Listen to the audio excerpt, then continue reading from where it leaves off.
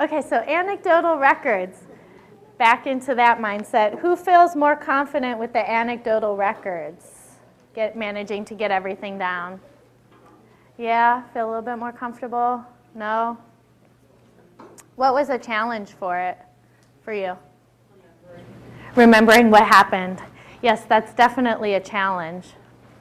And that was only 1 minute of a video. So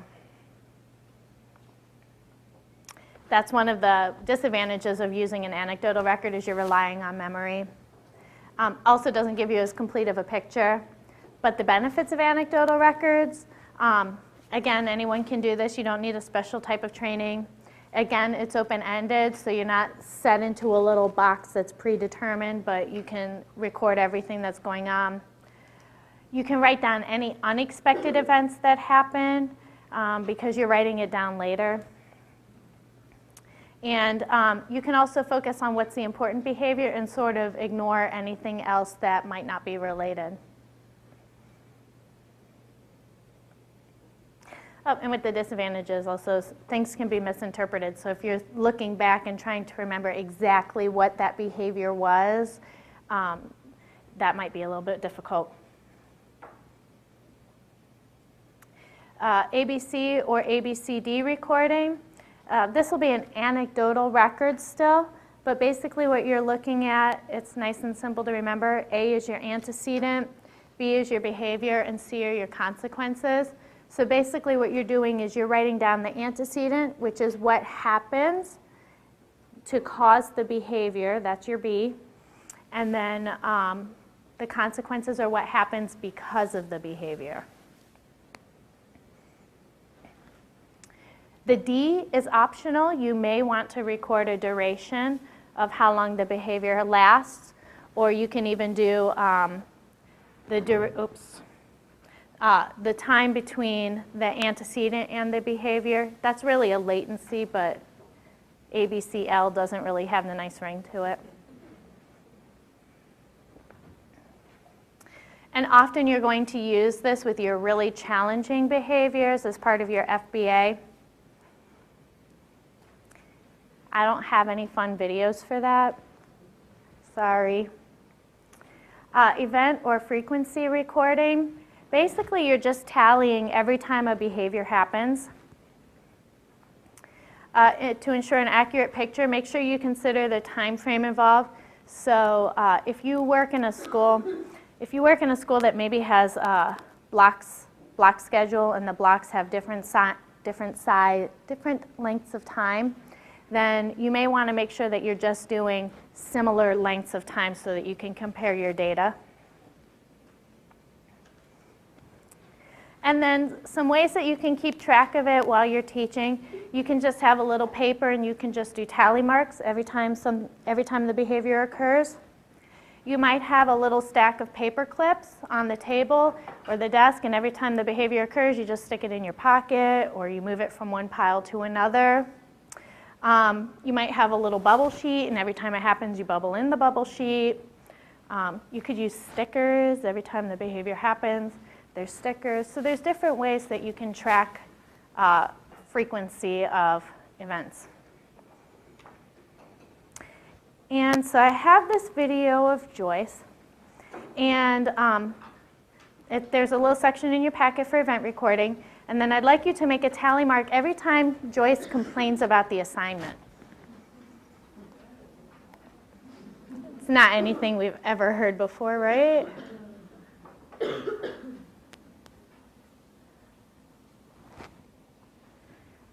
And I know this one does not go to full screen.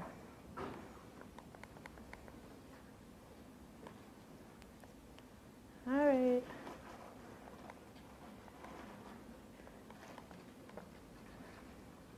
Incidentally, this is from the IRIS Center. If you guys are not familiar with IRIS, they have a ton of information on working with students with disabilities, and they add all the time. So they recently added a new behavior one. They have modules, and then what I'm looking at today is a case study.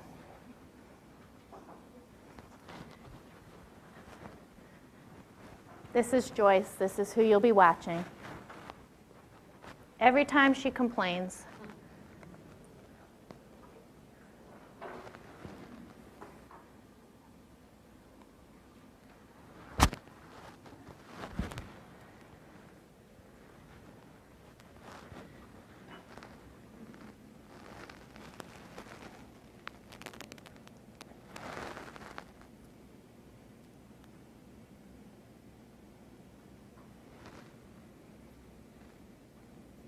And I'll read it for the people in the back who might not be able to see.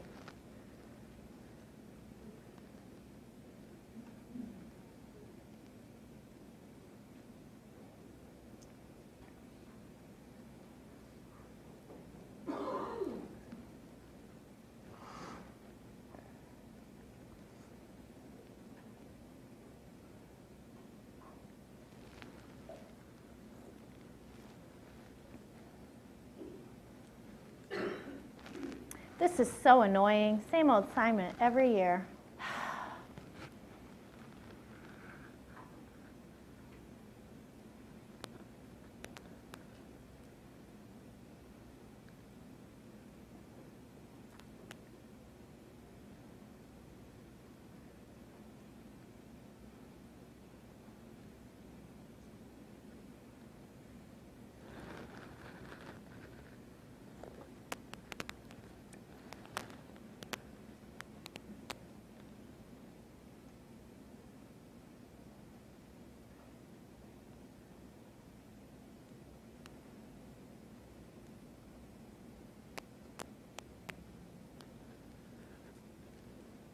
This is so boring. Can't we do something else for a change?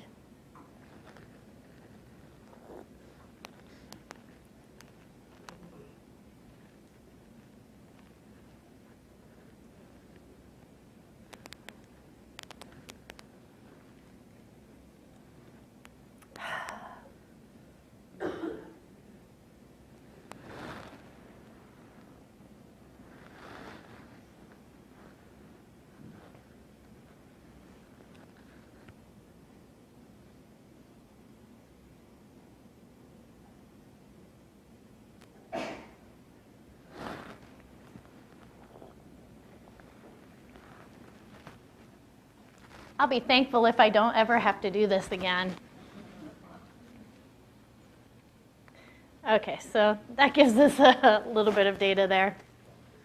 So Joyce was thrilled to write about her holiday. So how many times did she complain? 4? Are you counting the sigh? I wouldn't count it. The sigh. It really depends on how you define the behavior. Personally, I don't count it, but if you're not counting it, it's 4. If you do count it, it's 5. Because sometimes, I mean, you could use her facial expressions too, because she was pretty expressive about how she felt about this assignment.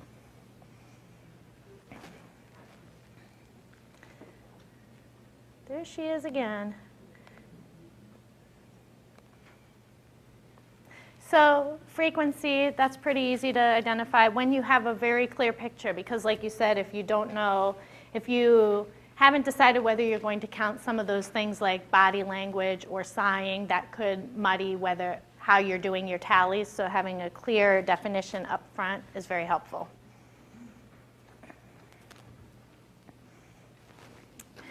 Next is interval recording. So on interval recording, what you're doing is you're taking your length of time. So if you have a 45-minute period, you're going to break it into intervals of equal length.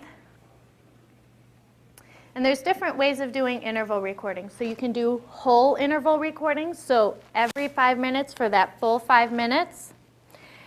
And what you'll do is, if you have 45 minutes, you have 9 chunks of time. Every time the behavior occurs during that chunk of time, you mark it as a behavior. So maybe the behavior shows up in 4 out of the 5 or 4 out of the 9 chunks of time. It doesn't matter how many times it shows up during that 5 minutes. If it shows up even just once, you mark it. That would be interval recording. Oh, I'm sorry. That's partial interval recording. Whole interval recording is if the behavior happens during the whole 5 minutes. I'm sorry, can you give an example of that?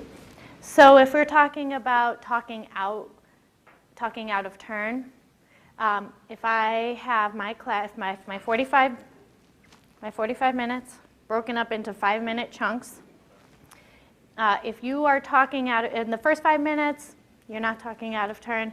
The next 5 minutes, maybe you talk out of turn for 2 seconds or for 30 seconds, or maybe you're whispering with your neighbor. Whatever it is, I've defined the behavior as.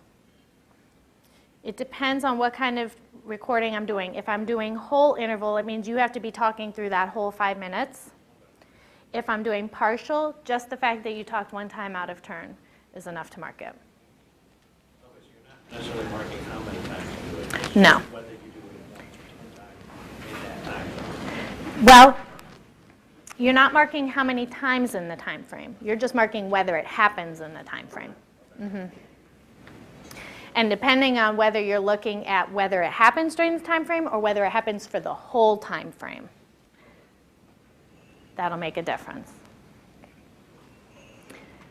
Now this is a little bit tricky because you have to know when your time periods begin and end. So you might have to have a little timer in front of you. Maybe you have your phone set on so it beeps every 5 minutes and you know when the beep happens that you're starting a new interval. I was always really bad at that because once I start teaching, I get really into it and lose all track of time. It helps if maybe somebody else, that's their job, is just to sit and track data. That's ideal. The length of the interval is going to be based on the behavior that you're observing. So maybe the talking out, 5 minutes is an awful long time to be talking out of turn. So maybe you might do it in 30-second intervals or 1-minute intervals. But if they're whispering with their neighbor or something, or turned around in their seat, that might be something that would be a longer interval. And then I have a little example of an interval data collection sheet. And this is multi-day, so what you would do is put it's probably really tiny on your handout. But what you can do is put your intervals into the column here, so whatever your class starts at 9 to 9:01, 9:01 to 9:02, whatever your interval is going to be. And then this will be day 1. So every time it happens, you can mark, if it happens from 9 to 9:01, you can put an X there. And you just have to be consistent that every day you're either doing whole intervals, so it has to happen for the whole interval, or you have to consider whether it just has to happen one time during that interval.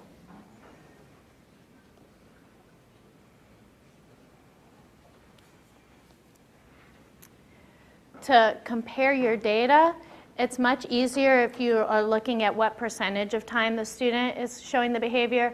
Off-task is actually a pretty good way to use interval behavior, how often they're off-task, if they're off-task the whole period or part of the period. This is how you do it. So I have a little example. So if I have a 45-minute class period, I break it into 5-minute segments, so I have 9 of them. The behavior occurred in 4 of those 9 intervals. So 4 divided by 9 is 0.44. It happened 44% of the time. And then if I have that for every day, then I have a way that I can see across time what the pattern is.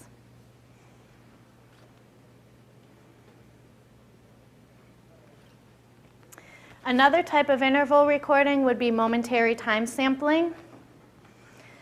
Now, this is a little bit different because you're still breaking it into intervals, but you don't have to watch the entire time for the behavior.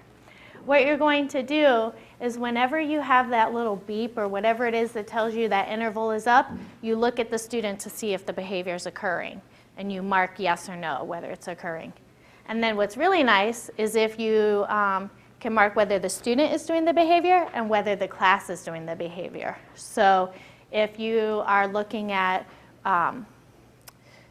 if you're looking at on-task or off-task behavior, you can mark whether the student is on task or off task. Then you might just pick a random student in the class and look at them and check whether they're on task or off task, and then kind of go around.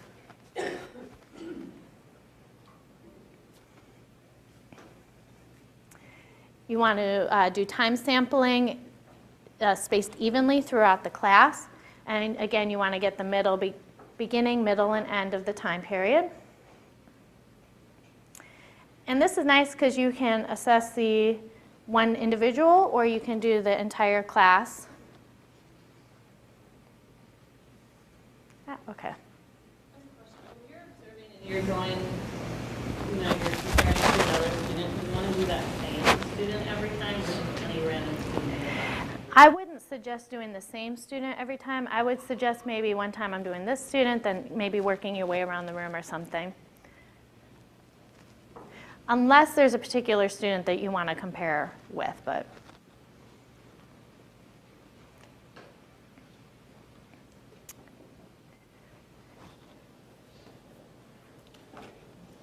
Next is latency recording. Latency recording is how long it takes a student to comply with a request. And this sort of goes back to what we were talking about earlier, that maybe they need 5 seconds to process or 10 seconds to process. So what we're doing is when you do latency recording, the moment that a request is made, you start the timer. And then you offer no prompt or additional requests. You make the request and you just leave it. You start your timer. And then you stop timing as soon as the student begins to comply with the request. So you have an accurate picture of how long what's the latency between request and starting the concept, or starting the task. So information that you'll be collecting here, when you're recording it, it's probably easier just to put in start time and stop time. And then later you can fill in what the actual time delay is, and you can chart for that. Is there a question? So you don't allow them processing time? Because kids who are on the spectrum need sometimes 2 or 3 times as much time to process a request as just a regular old kid. Yeah, you'll still allow the processing time. But what you're trying to do is you're just trying to take data on how long does it take for them from request to starting the task. It doesn't necessarily have to be bad. You could be measuring how long it takes them to process so you know how much wait time you need to give them. So it doesn't have to be a negative thing necessarily.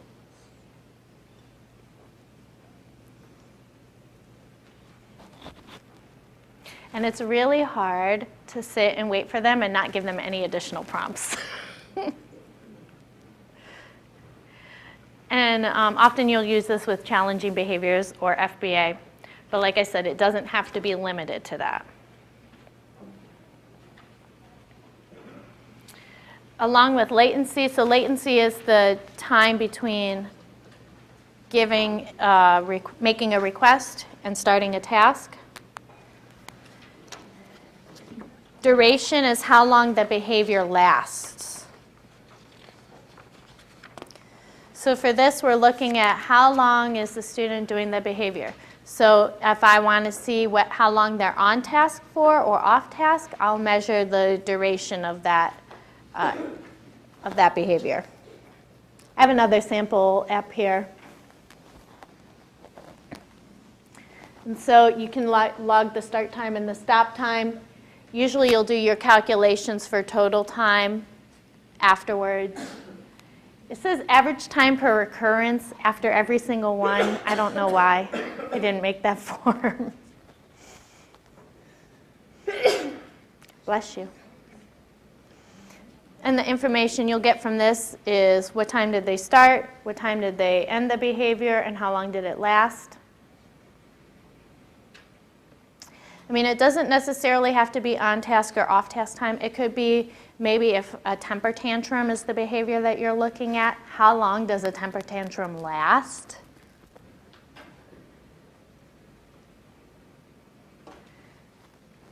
With candy, we're actually looking at on-task behavior.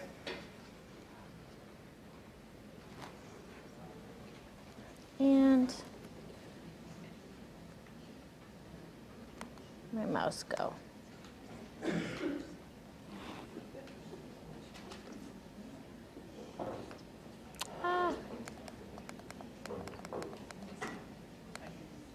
Okay, there we go. Okay, so this is also in your packet. And with Candy, you'll be looking at how long she's on task for. And what's really nice is the video you noticed with Joyce, there was a little stopwatch that came up. The same thing will happen here, so you don't have to worry about looking at your watch or anything.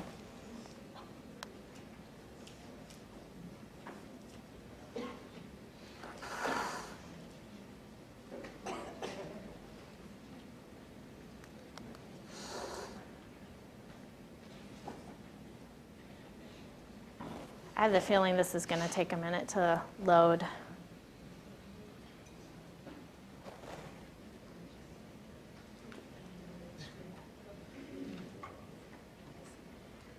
And look, Joyce looks so happy in that picture.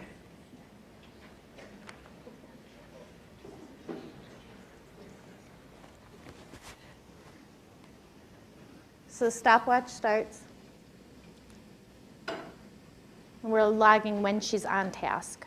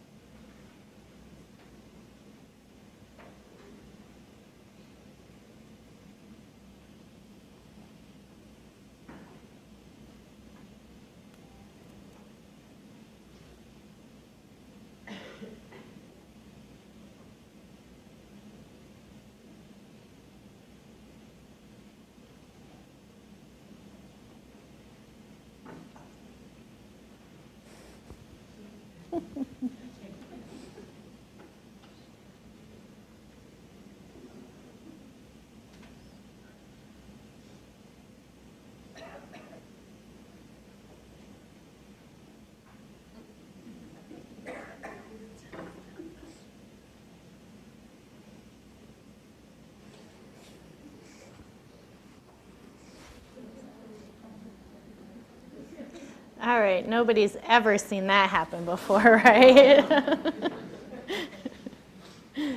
Okay, so how long was Candy on task in the 2.5 minutes?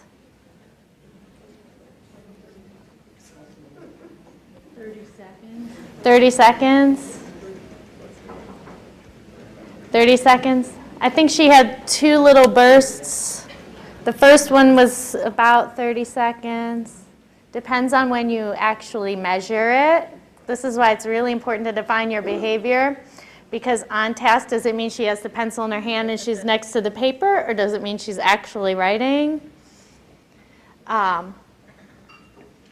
Would you count sharpening your pencil as on task? I mean, these are kinds of things that we need to consider. So in 2.5 minutes, she spent roughly 30 seconds on task. So that's about 20% of the time, because if we figure 30 seconds out of 2 minutes and 30 seconds. And again, you can log that information over time and see what the pattern is for the student.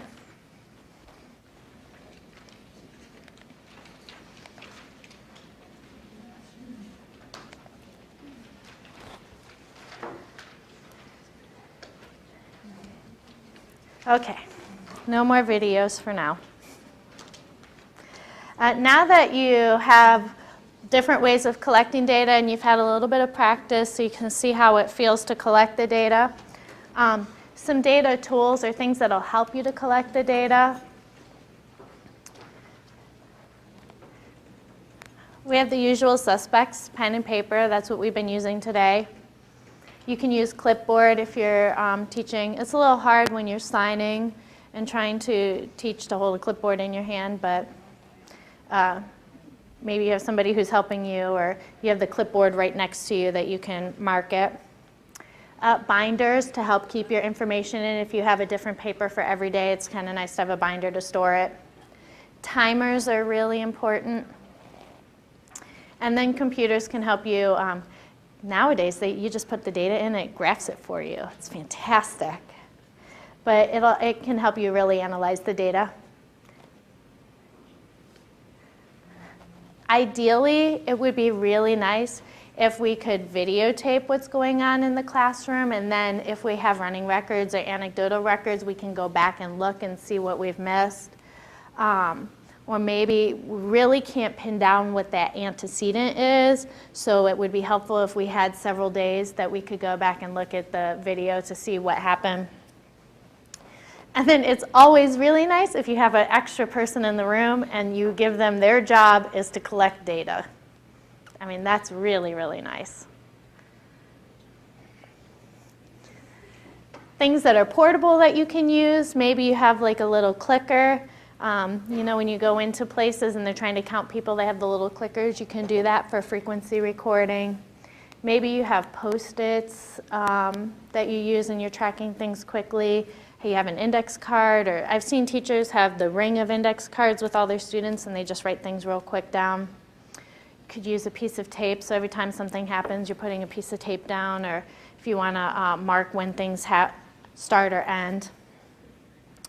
I mentioned before transferring paper clips from one pile to another, or transferring it from one pocket. That's just something you can do it and the students don't even notice, and at the end of the period you have a pocket full of paper clips and you count and you have your data right there.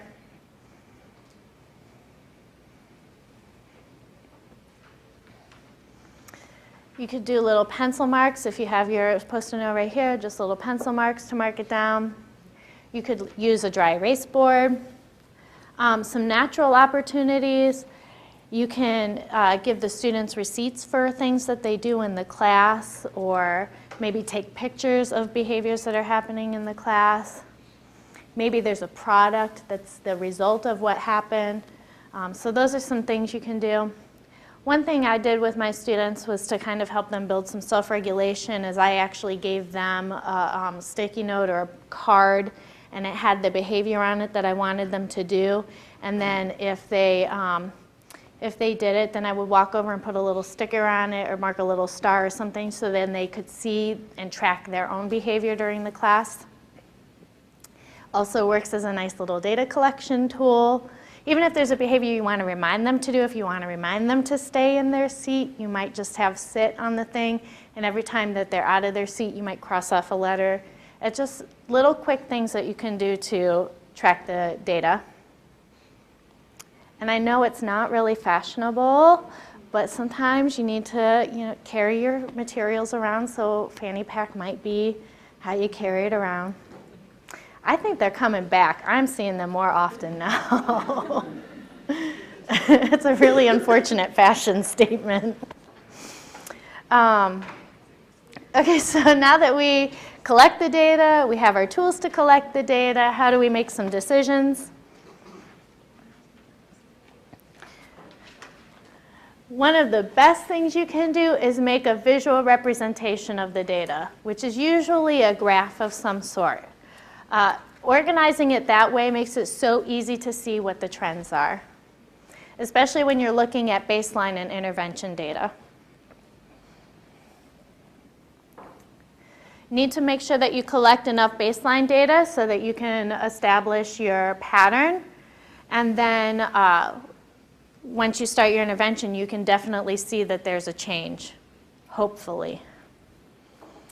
So once intervention begins, you can see either that there's no change, that there's an increase in the desired response or an increase in the undesired response. Maybe the student is not reacting well to what the intervention is.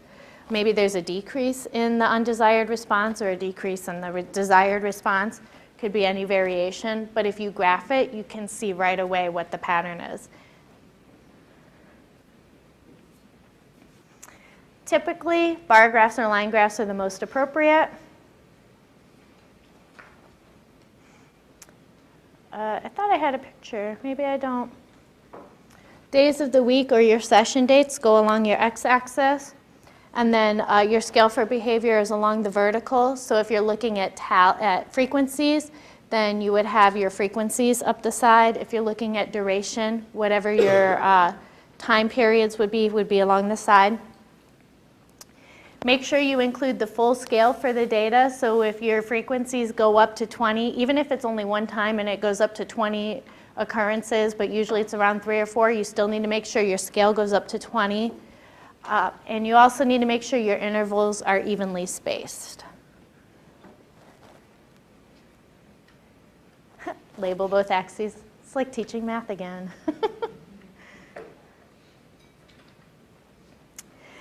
It's always nice to have a little visual separator between the baseline and the intervention data.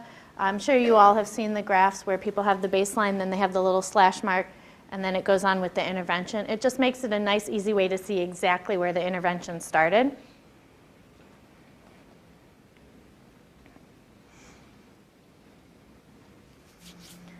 And if you're using the class as a comparison, for example, as in the interval data recording, if you're using the class as a comparison, you can plot them on the same graph, and then you really have a nice visual to see how the student compares with their classmates.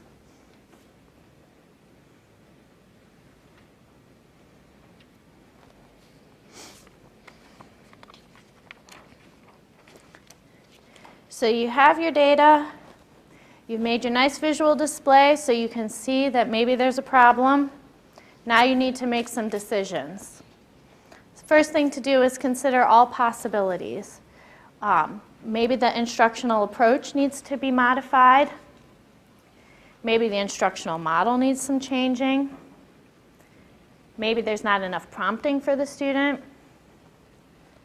Maybe the reinforcements are not reinforcing enough, or the rewards are not reinforcing enough. Maybe there's too much happening in the environment, so we need to have less things to stimulate the student. Behavior replacement needs to be taught.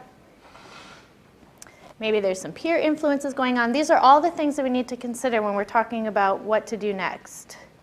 Even restructuring the environment of the classroom, so the routines and the structure of the class. Like I mentioned with the pencil sharpening thing, that really drives me crazy. I just made sure I had little baskets that had those, like that little girl had the little pencil sharpeners in it, so my students knew that there were times that they could use the pencil sharpener and there were times they couldn't, and they used the little handheld ones instead. So I changed the structure of my classroom to mitigate the behavior because I knew it was my issue and not necessarily theirs. So now we're revisiting Shayna again. We collected the data, we analyzed it, I talked with several other people, and I realized that maybe this is not a problem that is just Shayna, but it's really throughout the school. So maybe we need to develop a school-wide plan, which would be positive behavior systems or positive behavior intervention systems.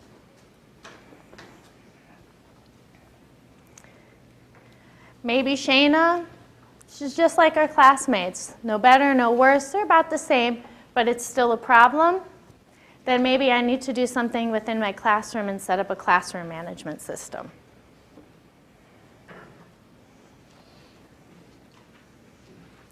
Or I've collected the data and I've looked at it and it's really true that Shayna has some behaviors that require some intervention and it's really just her. So then we're going to move on to personalized intervention or behavioral intervention plan.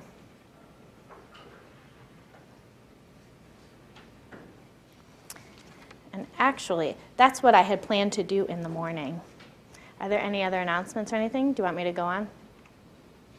Yeah, lunch is not going to be ready for about 45 minutes. Okay, I'll go on. So when we're talking about school-wide systems, I know I usually call it PBIS, Positive Behavior Intervention Systems.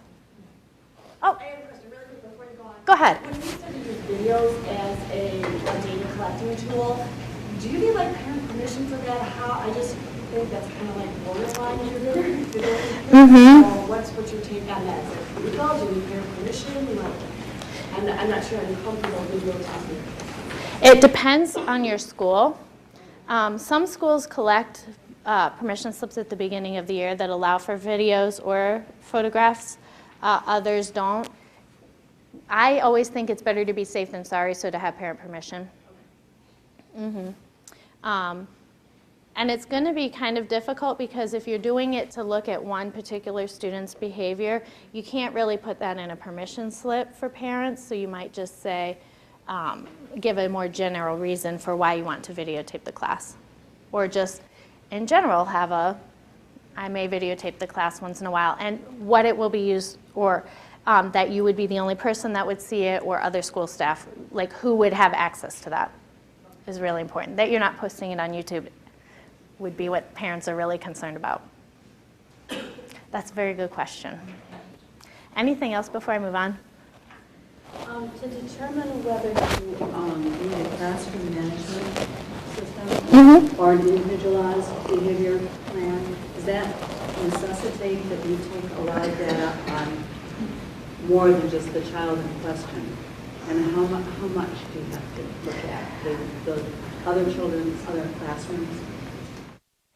Well, if you're looking at, because often what happens is you go to a team meeting and you bring up concerns about a student, and then other people are saying, I have those same concerns too, but maybe with different students. So that's when you would go school-wide. But when you're looking at your classroom and you start collecting data on the one student because maybe you think it's just that one student, and then you realize that maybe it's not just that one student, I suggest collecting it on the student versus the class so you have some comparison. But you don't necessarily have to. Sometimes you sort of already know when you're in the middle of the data collection, like, oh, maybe it's not just that one student. But you could go back and then collect for the whole class and not just the one student.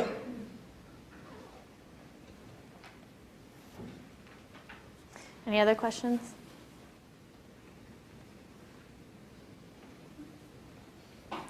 Okay. So many places call this positive behavior supports, Pbis or Pbis. I generally call it Pbis.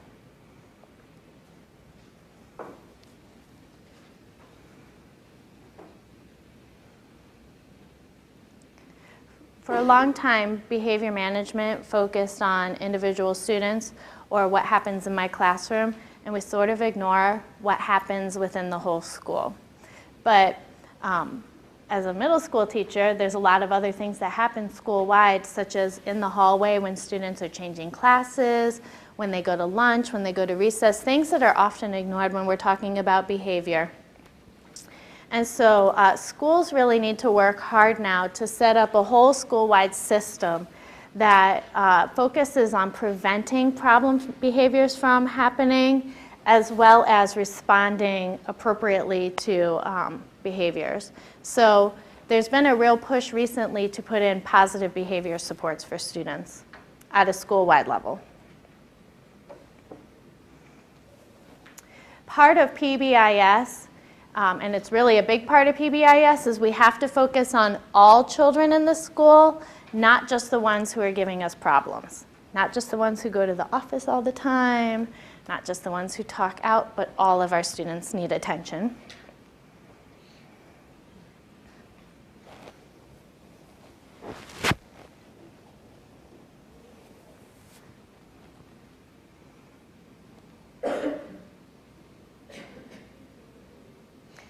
So schools need to create systems that fit within the school culture and the school philosophy, and they still support positive behaviors. Pbis relies on a lot of data collection. I worked in a school that was a Pbis school, and data collection was done at a school-wide level. We had something called merits. We were Mustangs, so we had Mustang merits. And so the Mustang merits, you had to mark on there what they received the merit for. And then those merits, when the students turned them in for whatever reward, then they would actually track what the students were getting the merits for.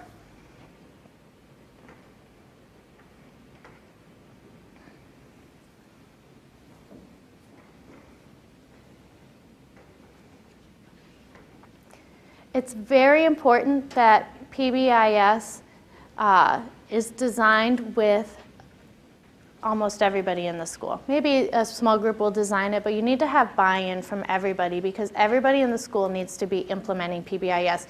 You can't have just one or two teachers who are using this plan and everybody else is not, because otherwise it will not impact the school-wide behavior of the students. So it's really critical that a group of people is involved with developing it. And everybody needs to implement it. I mean, it even goes down to the people who are working in the cafeteria at lunchtime can implement Pbis strategies. So it's something that really needs to happen throughout the whole school. Administrators, teachers, support professionals, even if you have related service providers like speech therapists or OTs and PTs coming into the school, it's really nice if they know exactly what the school system is, and then they can also provide that support.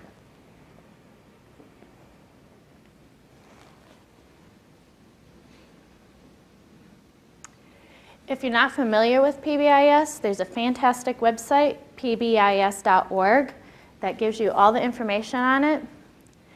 I also happen to find that Illinois has one that's dedicated to Illinois, so it's pbisillinois.org.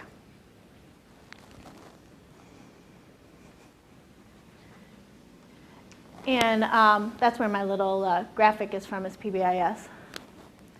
So there's 4 parts to Pbis. The first is that we have outcomes. What are the academic and behavioral targets that we want students to have? And this is where everybody wants to go, students, families, and educators. What are our goals? So what are the outcomes? Next is practices. So what are the actual interventions and strategies that we're going to implement in the school? And it's important that they're evidence-based. There's a lot of discussion now in special education about what evidence-based means. Typically, it's things that are supported by research. There are websites that you can find that have evidence-based practices, or what other people deem as evidence-based practices. I will look them up during lunch for you and give you a little list. For data, it's important that data is used to help identify what's working, what's not working, maybe what do we need to change. How's the intervention going? And then we have systems. Those are the supports that we put into place in order to actually be able to implement all of the strategies from Pbis.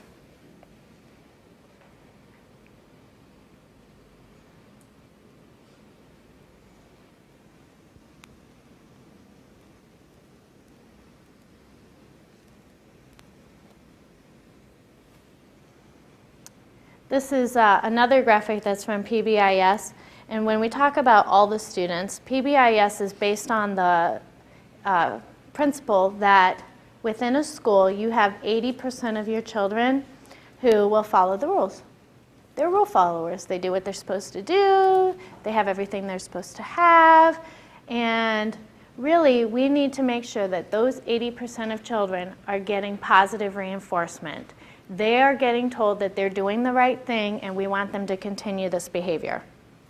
So often when schools start at Pbis, they start with a focus on what is called the green zone students, those students who will basically continue to follow the rules. But we just want to make sure that we're emphasizing that they're following the rules and that's the right thing to do, and they get rewarded for that. Then there's the yellow zone, and that's about 15% of your students. And those yellow zone students are students who can go either way. Maybe they really can be on and they'll do what they're supposed to do. Maybe they have a rough period and they need some other support or reinforcement. But these are students who, if left unchecked, could go into a red zone and develop some serious problems. So the second year is often emphasizing secondary reinforcement or secondary supports. And then the last one is tertiary. That's about 5% of students in a school. It's probably the 5% of students where everybody knows who that student is, everybody knows what the problem is. These are the students who require the most intense interventions, and really just doing your normal everyday positive reinforcement is not going to be enough for them. And those are your red zone.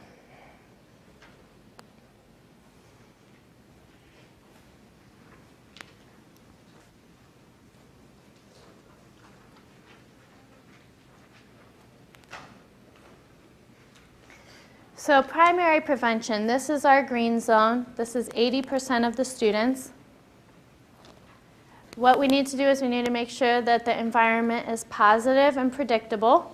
And this is part of why it's really important that everybody in the building be on the same page as far as Pbis, because that's part of the predictability. If everybody knows what the program is, everybody can reinforce it and the students know what is expected.